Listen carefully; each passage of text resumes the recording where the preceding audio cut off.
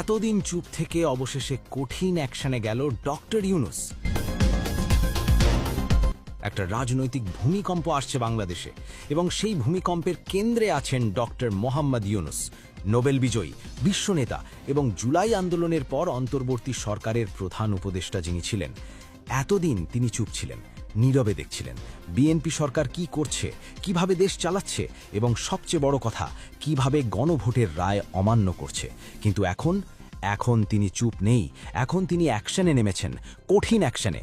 এবং এই action BNP সরকারের জন্য বিপদ, কারণ ইউনূস আন্তর্জাতিক নেতা, তার কথা শুনে বিশ্ব, এবং তিনি যখন আমেরিকার প্রশাসনের সাথে কথা বলেন, জাতিসংঘে বিচার চান, তখন ব্যাপারটা সিরিয়াস হয়ে যায়। এবং বিএনপি বুঝতে পারছে তারা বড় ভুল করেছে।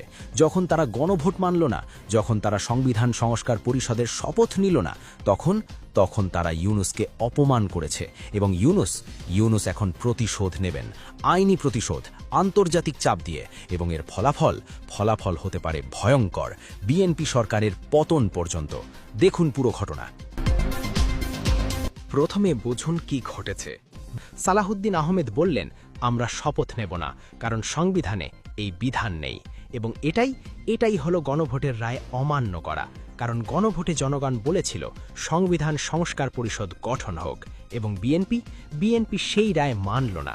এবং এখন দেখুন কেন এটা এত গুরুতর। গণভোট আয়োজন করেছিল ইউনূসের সরকার। তারা রাষ্ট্রপতির আদেশ জারি করেছিল, জুলাই জাতীয় সনদ, সংবিধান সংস্কার আদেশ 2025। সেই আদেশে লেখা ছিল একই দিনে নির্বাচন এবং গণভোট হবে, এবং গণভোটে হ্যাঁ জিতলে নির্বাচিত সংসদ সদস্যরা সংবিধান সংস্কার পরিষদের সদস্যও হবে, এবং তারা সংবিধান সংস্কার করবে 180 কার্যদিবসের মধ্যে। এটা ছিল পুরো পরিকল্পনা, জনগণের রায়ের ভিত্তিতে। এবং বিএনপি কি করল? তারা নির্বাচন মানল, জিতল, সরকার গঠন করল, কিন্তু গণভোট মানল না, সংস্কার পরিষদের শপথ নিল না। এবং এর মানে কি? এর মানে হলো বিএনপি জনগণের রায়কে প্রত্যাখ্যান করেছে। 68% মানুষ হ্যাঁ বলেছিল, কিন্তু বিএনপি বলল না। এবং এটা ইউনূসকে অপমান করা, কারণ ইউনূস সেই গণভোট আয়োজন করেছিল, তিনি নিজে হ্যাঁ ভোটের আহ্বান জানিয়েছিল। এবং এখন বিএনপি সেই গণভোট মানছে না, মানে ইউনূসের পুরো প্রচেষ্টা মাটি। এবং ইউনূস এটা মেনে নেবেন না। তিনি এখন অ্যাকশনে নেমেছেন, কঠিন অ্যাকশনে। এবং এখন দেখুন কিভাবে বিএনপি সাফাই গাইছে।